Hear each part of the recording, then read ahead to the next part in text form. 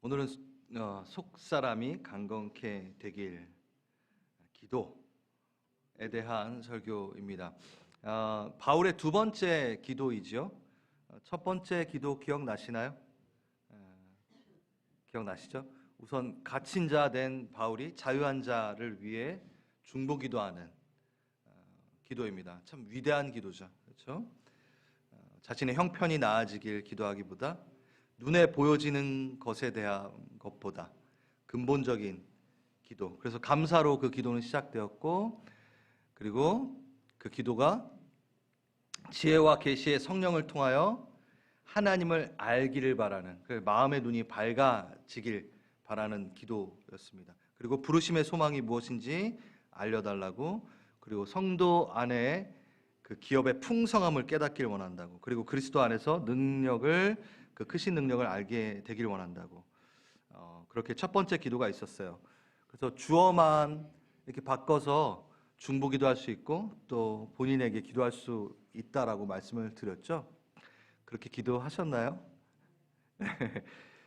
예, 여러분 그 성경에는요 거의 650편 정도 되는 개가 되는 기도문이 있어요. 그러니까 여러분이 나 기도를 잘 못하겠어요. 성경 피세요. 그리고 그거대로 주어만 바꿔서 기도하시면 됩니다. 그리고 정말 근원을 다루는 기도, 바울의 첫 번째 기도도 여러분 언제든지 그 기도를 통해서 하나님을 만나시고 나아가시길 바랍니다. 성경적 기도 하시면 좋잖아요. 그렇죠? 그래서 오늘 기도 또한 주어만 바꿔서 이렇게 기도하면 되는, 친절히 가르쳐주는 기도입니다. 성경적 기도, 하나님이 들으시는 기도. 속사람이 강건케 되길 바라는 기도. 여러분 속사람이 강건케 되길 바라는 기도 해보셨나요? 그래요. 우리에겐 좀 익숙치 않은 부분이 있는 것도 같습니다. 믿는 자로서 그리스도가 내 안에 계십니다. 그리고 예배, 찬양, 말씀을 보고 기도하고 하나님의 그 근육의 마음을 갖고 그런 삶을 우리가 살죠. 그러나 내 자신 스스로도 놀랍게 여겨지는 급발진하는 나의 성격들, 나의 실패, 우울감, 분노, 욕까지는 안 하시겠지만 모르겠어요. 차를 이렇게 타시면서 하시는 모르겠지만 부정적인 생각과 말들, 그러니까 원치는 않은데 원치 않은 곳으로 발이 가는 것, 원치는 않은데 거룩치 않은 것을 잡는 나의 손, 원치는 않은데 왜 자꾸 이럴까? 예, 속 사람이 연약해서 그렇습니다. 그러니까 여러분 오늘 기도가 정말 중요한 거죠. 속 사람이 강건해지길 바라는 기도. 궁금하시지 않나요? 네, 그래요.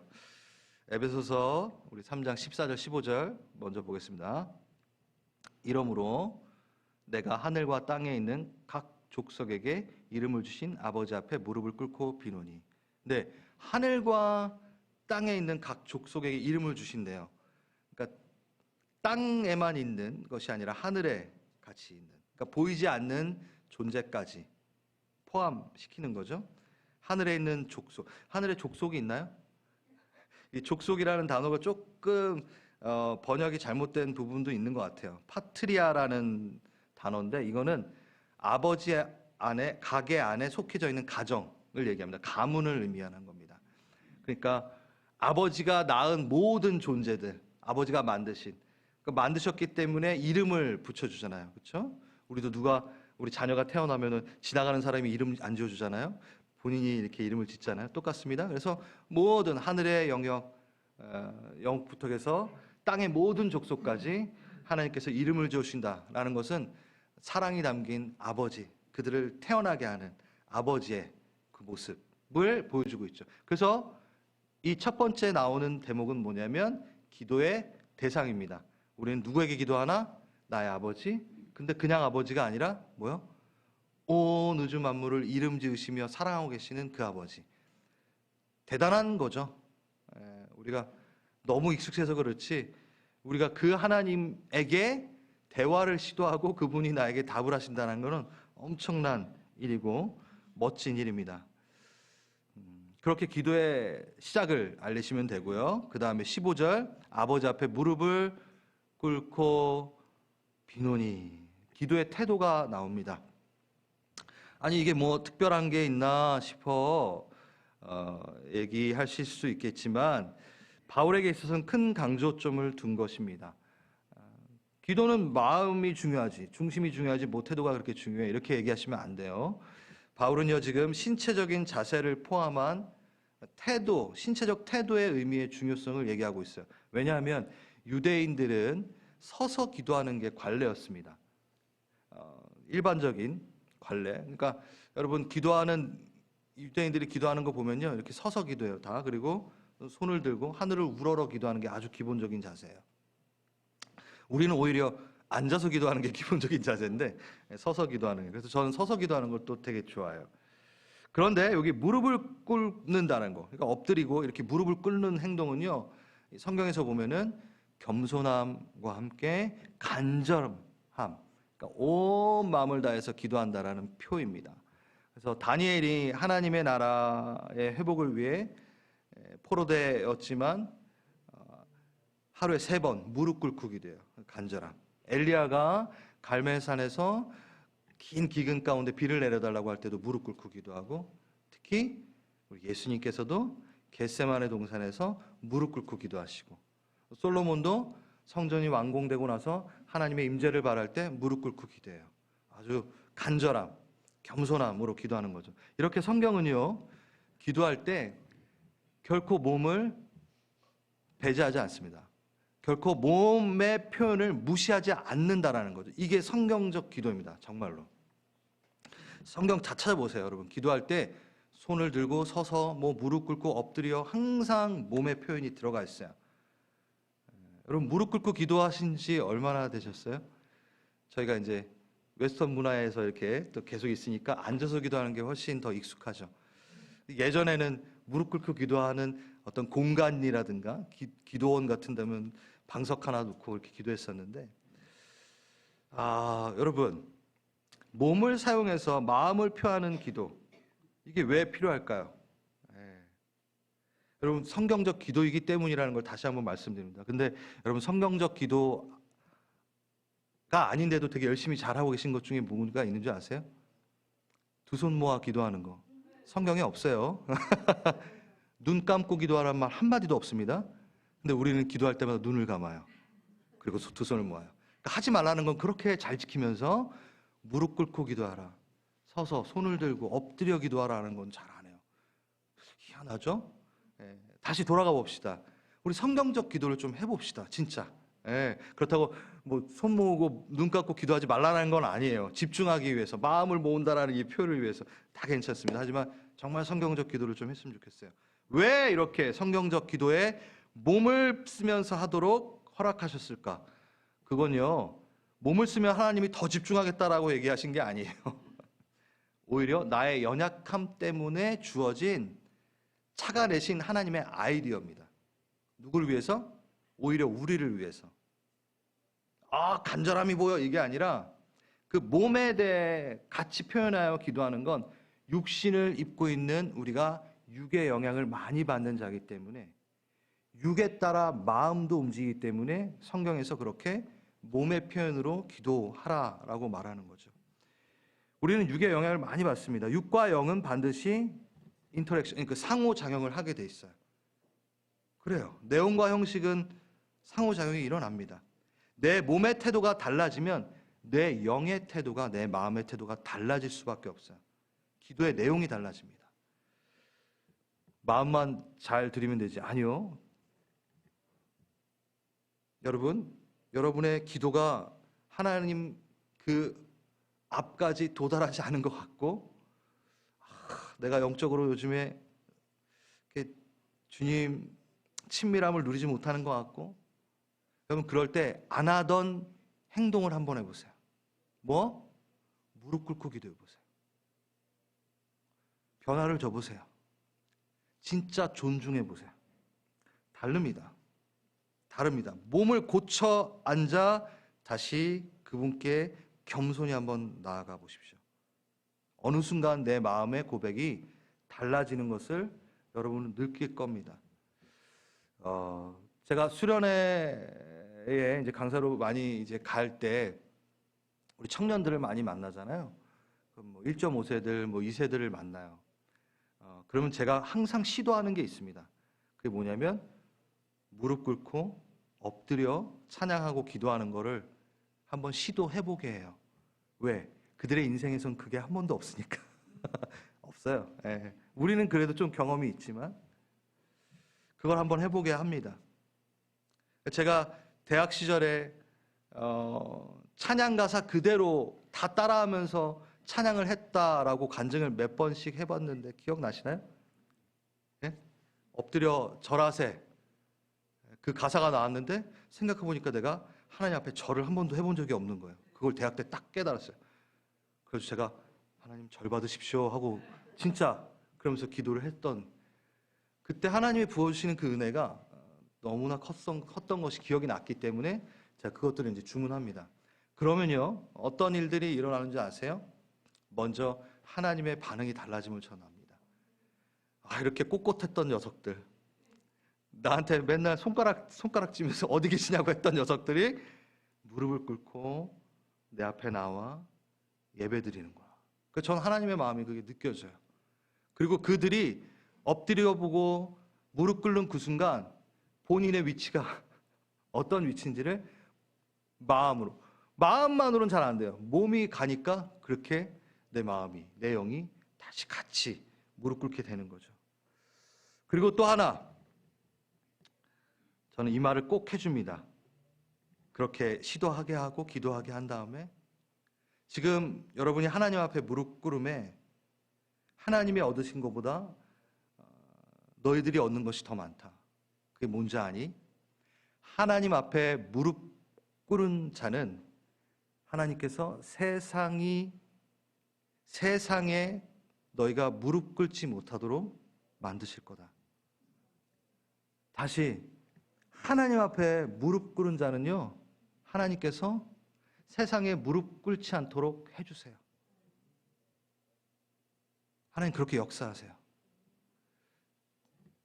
다시 우리의 태도를 고쳐봅시다. 주님 앞에 최대한의 예우를 드립시다. 그게 기도의 시작이에요. 그 마음이에요, 솔직히. 하나님한테 뭐 맡겨놓은 거 있어요? 막 내놔! 아니잖아요. 겸손히 무릎 꿇고 최대한의 예우를 다하는. 그래서 우리 청년들한테 항상 얘기해요. 교수님한테 하는 거 반만이라도 하나님한테 좀 해봐라. 직장 상사한테 하는 거 반만이라도 좀 우리 하나님한테 해봅시다. 그럼 막 찔려 하죠. 여러분은 어떠세요? 여러분에게 월급 주시는 직장 상사에게는 최고의 예우를 다 하시지 않나요? 안 그러시죠? 네. 그거 반만이라도 하나님께 하는 거죠. 여러분 직장 나가실 때 지각하시나요? 하시나요? 안 하시잖아요. 직장 상사한테 무례히 행하나요? 안 하시나요? 도대체 누가 왕이십니까? 태도입니다. 그럼 다 보고 계세요, 하나님. 진짜요. 하나님이 허상이 아니잖아요. 우리와 함께 하시고 계세요. 보고 계세요. 다시 몸을 고쳐 주님 앞에 나아갑시다. 우리의 태도를 다시 고칩시다. 예배 시간 때 지각하지 마십시오. 이런 말 하면 꼰대 목사인가요? 아니요. 전 예배에 대해서는 타협하고 싶지 않습니다. 여러분의 습관 멈추십시오. 매번 늦는 분은 매번 늦습니다. 하나님 앞에 나온다 생각하시고 여러분의 기도의 태도를 바로 고치시고 예배의 태도를 바로 고치십시오. 그게 믿는 자가 해야 될 마땅한 예배입니다. 저한테 이득될 거 없어요. 제가 이거 말하는 거. 네. 하나님께 드리는 겁니다. 사랑하는 성도님, 세상 앞에서는 무릎 꿇지 않는 군사가 되고 하나님 앞에서는 무릎 꿇는 양이 됩시다. 여러분이 하나님 앞에 무릎 꿇는 순간 하나님은 여러분들에게 세상에 무릎 꿇지 않게끔 역사하십니다. 지금까지 제가 기도의 대상과 태도에 대해서 말씀을 드렸고요. 이제 기도의 내용에 대해 말씀을 드리겠습니다. 16절. 그의 영광의 풍성함을 따라 그의 성령으로 말미암아 너희 속사람을 능력으로 강건하게 하시오며. 아주 중요한 기도죠. 속사람이라는 독특한 표현, 바울 서신에 자주 나오는 표현이에요. 고린도후서, 로마서에도 나오고 베드로도 써요. 베드로전서에. 먼저 속사람의 강건함을 경험할 수 있는 자는 성령으로 말미암아라 그랬으니까 성령으로 거듭난 자죠. 이미 새 생명을 얻은 자겠죠. 태어난 자, 거듭난 자에게 해당되는 기도입니다. 출발은 그러하고 여기서 중요한 것은 사람이라는 표현과 강건하게라는 표현입니다.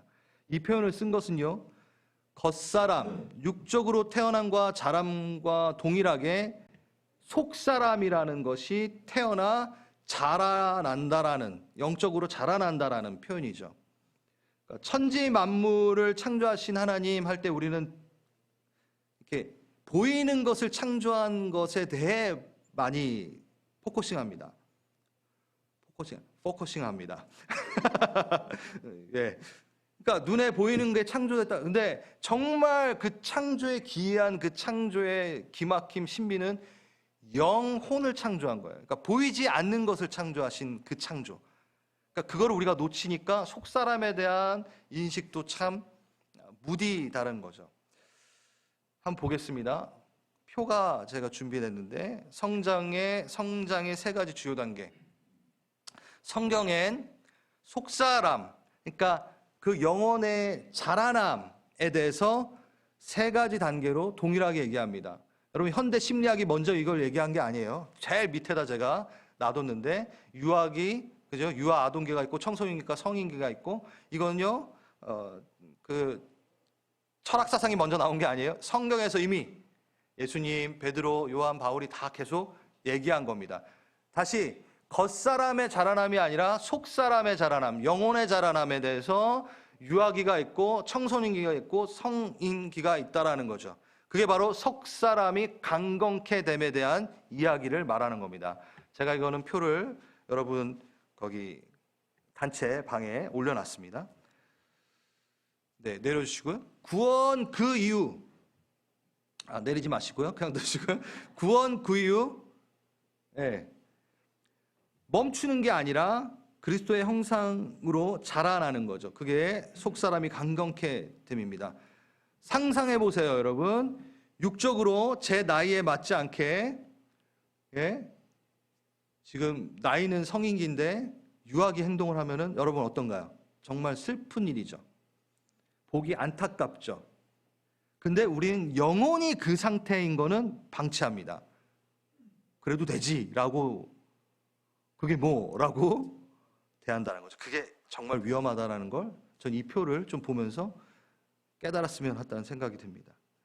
성경이 말하는 권면과 질책이 이해가 됩니다. 육적으로는 그것들에 대해서 되게 민감한데 나이에 맞는 행동을 해야지. 여러분, 속사람은 장성한 자가 돼야 되는데 여전히 어린아이 같이 있다면 통일한 말을 해야 되는 거죠. 내 영혼에게.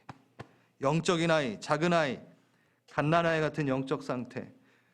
그래서 히브리서 5장엔 때가 오래되어 단단한 말씀을 먹는 장성한 자가 되어야 하는데 여전히 단단한 음식 못 먹고 젖이나 먹어야 되는 것에 대해서 질책하고 있습니다. 내려주셔도 됩니다. 스스로 성장을 멈춘 거부한 자녀들에 대한 안타까움, 그것은 하나님의 마음입니다. 자라나라. 너 몸만 자라나지 말고 너 속사람 좀 자라나라 라고 말하고 계시죠.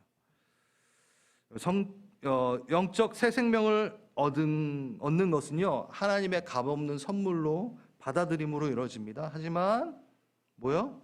속사람의 강건케 됨은 분명 우리의 참여가 요구가 됩니다. 다시 사랑하는 우리 성도 여러분, 속사람을 강건케 하는 기도를 해보신 적이 있나요? 아쉽게도 우리의 대부분의 기도는 환경과 상황의 변화에 대한 기도가 많아요. 대부분이에요. 이거 해결해 주세요. 이거 붙여주세요. 이거 되게 해주세요. 그러니까 눈에 보이는 거. 제가 그걸 기도하지 말라는 건 아닙니다. 근데 너무 인색해요. 속사람에 대한 기도는. 근데 바울은요, 한 번도 환경에 대한 기도를 안 해요. 첫 번째 기도도 그렇고 두 번째 기도도 그렇고. 그러니까 이게 성경적 기도라는 거죠. 이게 진짜 기도라는 거죠. 우린 조금 진짜 기도에서 벗어난 기도를 더 좋아하죠. 여러분, 만약 이 기도를 시작하신다면 속사람이 강건해질 겁니다. 의심할 필요 없습니다. 이 기도를 기다렸다는 듯이 주님께서 와우, 너가 이런 기도도 할 줄 알아? 그래, 내가 응답해 줄게 하면서 속사람을 강건케 하실 것이라 믿습니다. 아멘. 아멘. 하지만 하루 만에 그 실체가 경험되는 효과를 나타내진 않을 거예요. 강건해진다는 것은 순차적으로 시간이 걸린다는 거죠. 여러분, 팔굽혀펴기가 강건해지는 팔굽혀펴기, 한 번에 갑바가 나오는 팔굽혀펴기 이런 거 있나요? 없죠. 똑같아요. 그런 신비는 없습니다. 계속해서 근육을 키워나가는 거죠. 점차 강건해지는 거죠. 그렇습니다.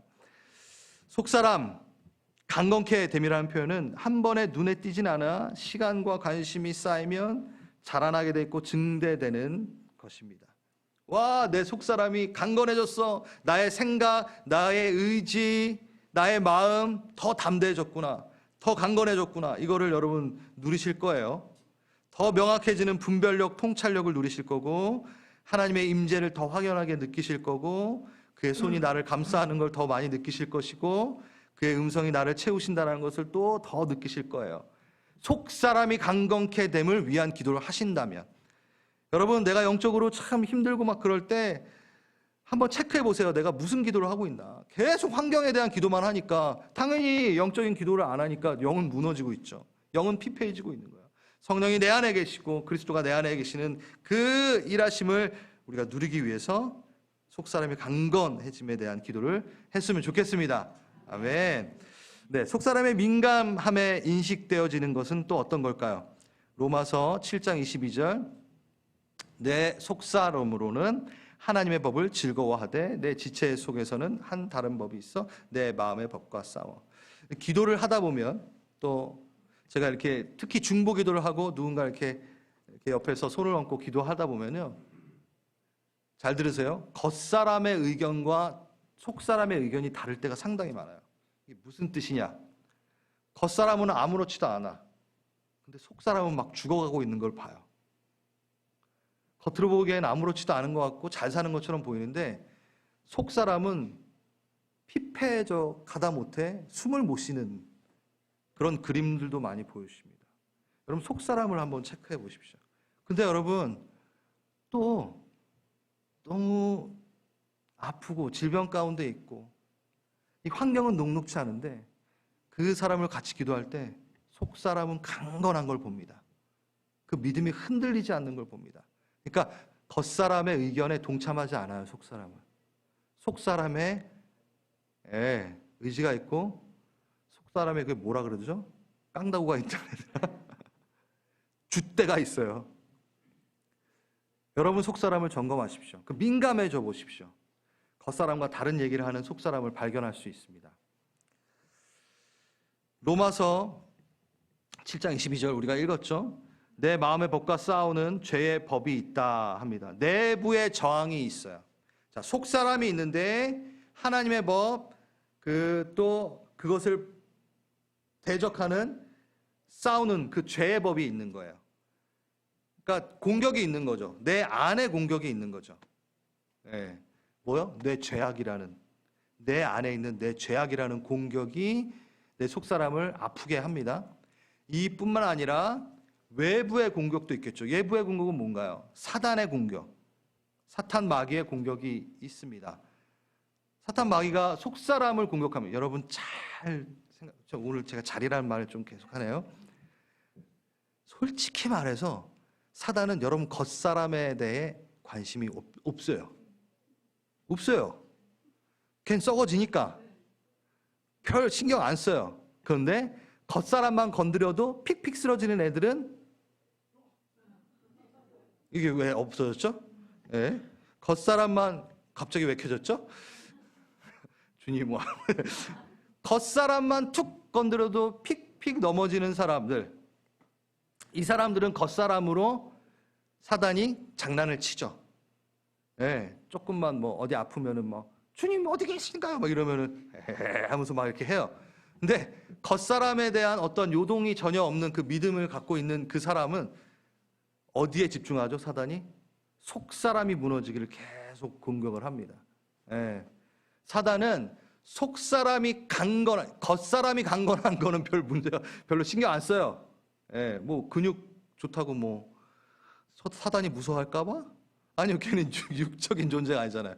속사람의 강건함을 되게 무서워합니다. 두려워합니다. 그러니까 속사람이 잘하지 않도록 어떻게 해서든 신경을 쓰는 거죠. 그래서 겉사람보다 속사람의 공격이 훨씬 많아요. 그런데 우리는 계속 겉사람에 대한 기도만 하고 있는 거예요. 아이러니하죠. 속사람의 기도를 하셔야죠. 속사람의 기도를 합시다.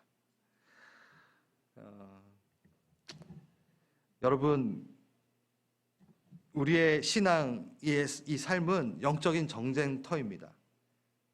여러분이 나는 안 싸울래요 이러고 있어도 적군이 있는 전쟁터인데 내가 가만히 있는다고 적이 공격 안 하나요? 여러분, 가만히 있어도 적은 공격을 하게 돼 있어요. 여러분 막 피해 다니잖아요? 그럼요, 영적 그 골리앗이 피해 간 그 장소에 딱 기다리고 있어요. 너 일로 올 줄 알았어. 넌 항상 힘들면 이쪽으로 피하잖아. 하면서 맞이하죠. 깨우십시오. 여러분, 가장 영적 골리앗을 잘 대처해내고 막아낼 수 있는 방법은 뭐다? 맞습니다. 속사람의 강건함이다. 그러니까 피해 다니지 마시고 속사람을 강건케 하는데 투자를 하시라는 거죠. 그런데 또 놓치지 말아야 될 게 있습니다. 성령으로 말미암아라고 되어 있네요. 이게 우리 혼자 하는 게 아니에요. 성령님께서 도우십니다. 성령의 능력으로 속사람이 강건해지는 거죠. 이게 또 이제 좀 재밌어요.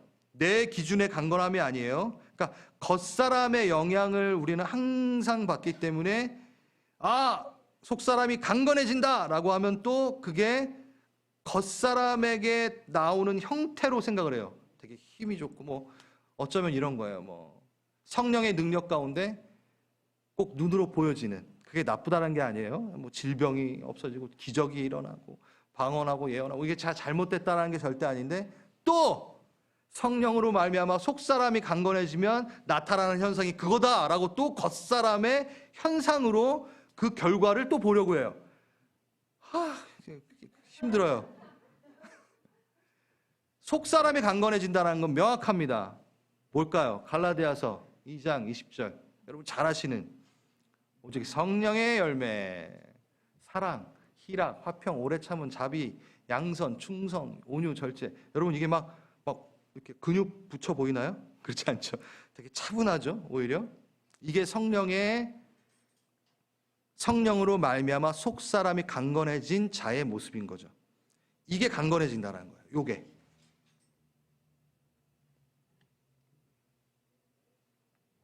성령의 진정한 능력은 여기에 있습니다.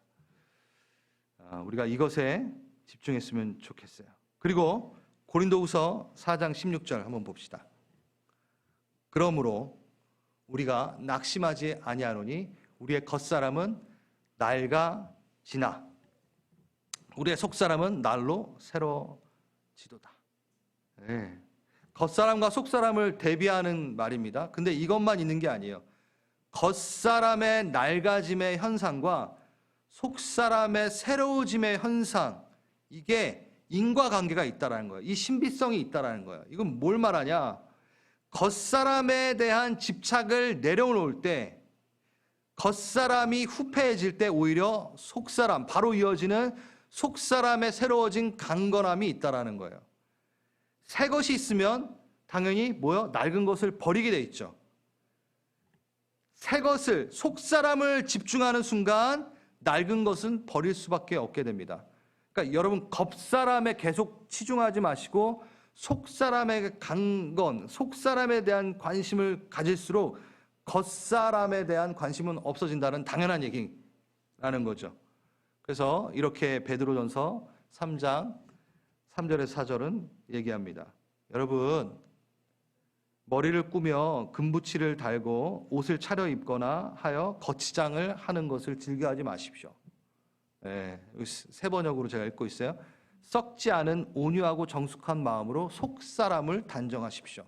그것이 하나님 보시기에 값진 것입니다. 아주 명확한 말씀이죠. 사랑하는 여러분, 눈에 보이는 겉사람에 대한 기도 하지 말라고 하진 않았습니다. 해도 됩니다. 괜찮습니다. 하지만 정말 중요한 속사람이 강건해지는 기도 인색하지 마시고 무지하지 마시고 열심히 하십시오. 여러분, 공격받는 건 속사람이지 겉사람이 아니에요. 자, 이제 또 아주 중요한 부분이 나옵니다. 17절, 18절, 19절. 이 속사람의 강건케 됨에 대해 아주 중요한 이야기를 또 바울이 하기 시작합니다. 믿음으로 말미암아 그리스도께서 너희 마음에 계시게 하옵시었고 너희가 사랑 가운데 뿌리가 박히고 18절, 네 17절 사랑 가운데 뿌리가 박히고 터가 굳어져서 능히 모든 성도와 함께 지식이 넘치는 그리스도의 사랑을 알고 되게 유명한 구절이 나와요. 그리스도의 그 사랑 넓이 길이 높이 깊이가 어떠함을 깨달아 하나님의 모든 충만한 것으로 너에게 충만하게 하시기를 구하노라. 좀 말이 길지만 이 얘기입니다. 자, 앞에서는 속사람이 강건케 됨에 대해서 성령의 내주하심, 그 능력, 성령의 능력으로 우리의 속사람이 강건케 되진다라고 이야기했고, 지금 얘기하는 것은 그것은 속사람이 강건케 되어짐에 대한 부분은 그리스도의 사랑이라는 곳에 그 토양에 뿌리를 내려야지만이 가능한 것이다 라고 얘기하는 거예요. 그러니까 속사람이 강건해진다는 것은 우리의 삶의 토양에 그리스도의 사랑의 뿌리를 박아야지만이 속사람이 강건해진다. 어디에 뿌리를 내린다고요? 사랑. 다시 여러분, 오늘 날씨가 이상해서 여러분 다운되신 것 같은데 고개를 드시고, 자, 속사람의 강건케 되기 위해선 어디에 뿌리를 내려야 된다? 그리스도의 사랑 안에 뿌리를, 그리스도의 사랑이라는 곳에 뿌리를 내려야 돼요. 그 터에 뿌리를 내려야 돼요. 성령의 능력에 뿌리를 내리는 게 아니라, 그러니까 능력에 뿌리 내리는 게 아니라 어디에 뿌리 내린다? 사랑에 뿌리 내린다라는 것을 지금 바울은 강조하고 있는 거예요. 능력에서 사랑이 나가는 방식이 아닙니다. 사랑이 먼저이고 그 능력이 나가는 겁니다. 예수님이 우리를 사랑하셨기에 그의 능력을 우리에게 베푸시는 거잖아요. 똑같습니다. 그러니 우리도 속사람이 강건해지기 위함, 그것은 그의 사랑을 깨달아 안을 때 내가 속사람이 강건해진다라는 거예요. 그 사랑의 뿌리를 박을 때 속사람이 강건해지고 믿음의 그 성령의 능력으로 그 속사람의 능력을 같이 발휘하게 되는 거예요. 이 순서가 있는 거죠. 그래서 그 사랑을 깨닫는 것 자체가 우리가 속사람이 강건케 된다라는 얘기를 하고 있는 겁니다. 19절 그래요. 넓이, 깊이, 높이, 길이, 깊이 네 가지의 3차원적 표현을 통해서 그의 사랑을 나타내고 있어요. 물리적 크기로 이제 묘사한 것이죠. 이제 마지막 부분입니다. 그리스도의 사랑의 넓이 깨달아 알아라 하고 있습니다. 온 민족, 온 열방 다 품으시는, 차별 없이 품으시는,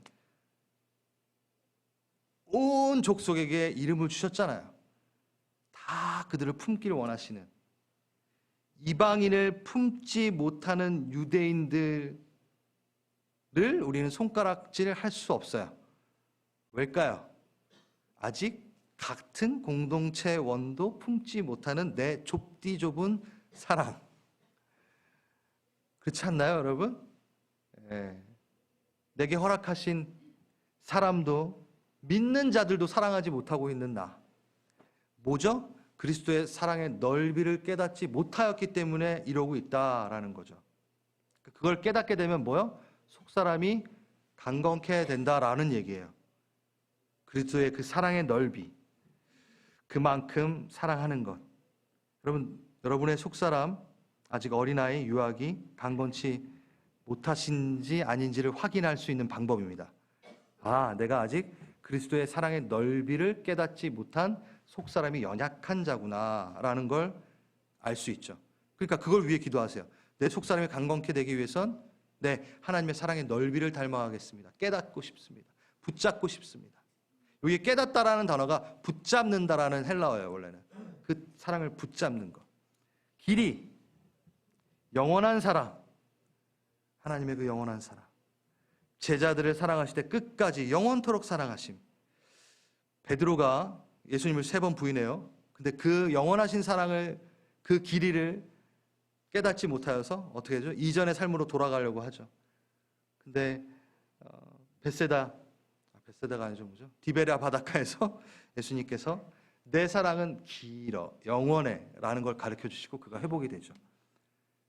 여러분, 속사람이 연약한, 한마디로 해서 예수 그리스도의 사랑의 길이를 잘 붙잡지 못하는 속사람이 연약한 사람은 항상 조금만 문제가 생겨도 예수님 절 사랑하시나요? 이 질문을 하죠.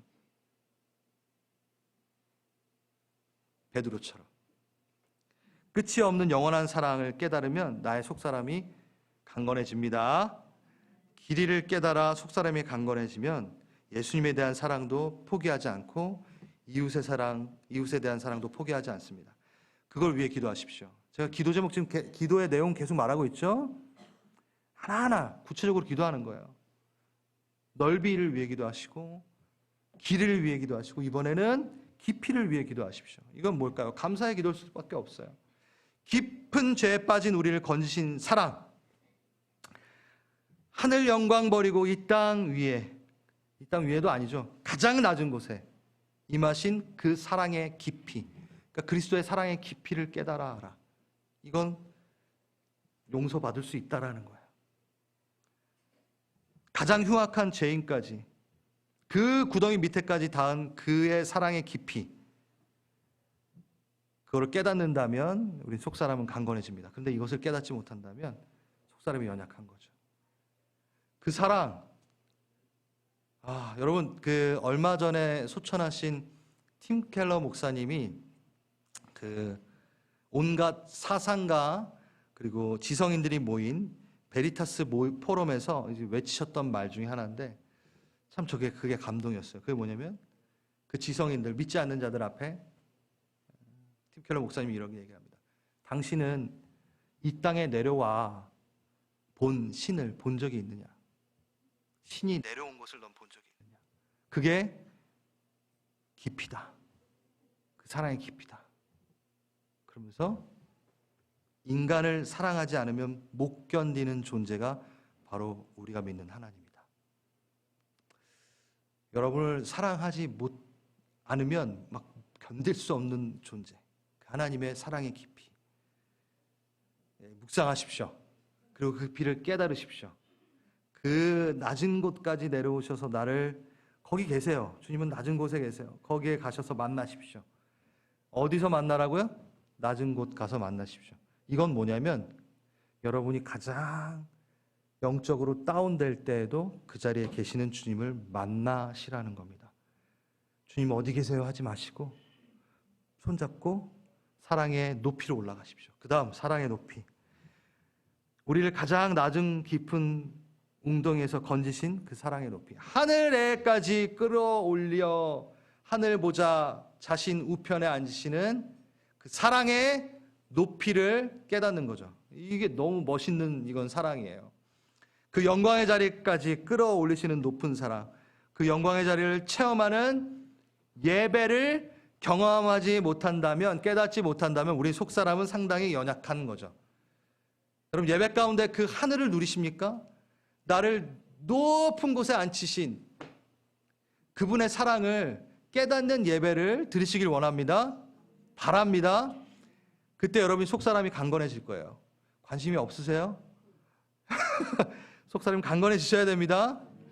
높은 곳에, 그 사랑의 높은 곳에 함께 올라가 나를 올리시는, 나를 그렇게 대우하시는 그분을 만나셔야지 여러분, 속사람이 강건해져. 숨 쉬어요. 그때 여러분, 숨 쉬지 못할 정도로 힘들 때 있잖아요. 그 높이 올라가세요. 그 사랑 붙들고, 주 사랑이 나를 숨쉬게 해. 숨 쉬어요. 숨쉬게 해요. 그렇게 해서 여러분들의 속사람이 강건해지길 정말 간절히 바랍니다. 여기 이제 마무리하겠습니다. 깨달아. 아까도 말씀을 드렸죠. 깨달아, 이 단어는 붙잡아입니다. 붙잡으라. 다 이해하지 못해요.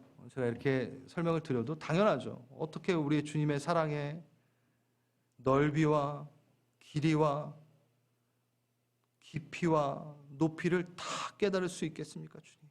못 깨달아요. 근데 붙잡으라, 바울이 얘기한 거는 너희 좀 더 그것에 대해서 관심을 가졌으면 좋겠다라고 얘기하는 거예요. 다 깨닫지 못하죠. 따라가지 못하죠. 하지만 붙잡으려고 너희가 관심을 가져라. 경험했으면 좋겠어. 그 사랑 알기를 소망한다. 너희가 지극히 일부만 알아도 속사람이 강건해지는데 좀 알았으면 좋겠다. 하늘의 신비를 너희가 맛봤으면 좋겠다. 그 사랑에 좀 들어와라. 하늘을 두루마리 삼고 바다를 먹물 삼아도 그 사랑에 좀 한번 취해보려. 전 이 설교를 준비하면서 이 찬양이 떠올랐어요. 속사람의 강건함은 하나님의 깊이, 그 예수 그리스도의 사랑의 그 다방면으로 다루어지는 그 모습. 왜 날 사랑하나? 이거를 묵상해야지만이 내 속사람이 강건해지구나. 그래서 이 찬양 했으면 좋겠어요. 여러분, 왜 날 사랑하나 아세요? 이 찬양하고 하늘을 두루마리 이것도 할게요. 오늘 왜 날 사랑하나? 우리 반주 좀 부탁드릴게요. 예수님 날 위해 죽으셨네. 왜 날 사랑하나? 겸손히 십자가 지시었네. 왜 날 사랑하나? 한번 물어보십시오. 여러분, 다 알지 못해요. 다 깨달아 알지 못해요. 일부만 알 수밖에 없어요. 하지만 주님의 허락하신 데까지는 좀 깊이 알아봅시다. 다시 넓이, 길이, 깊이, 높이 한번 주님께 나아가 봅시다. 우리 자리에서 일어나셔서 왜 날 사랑하나 우리 찬양하고 기도했으면 좋겠습니다.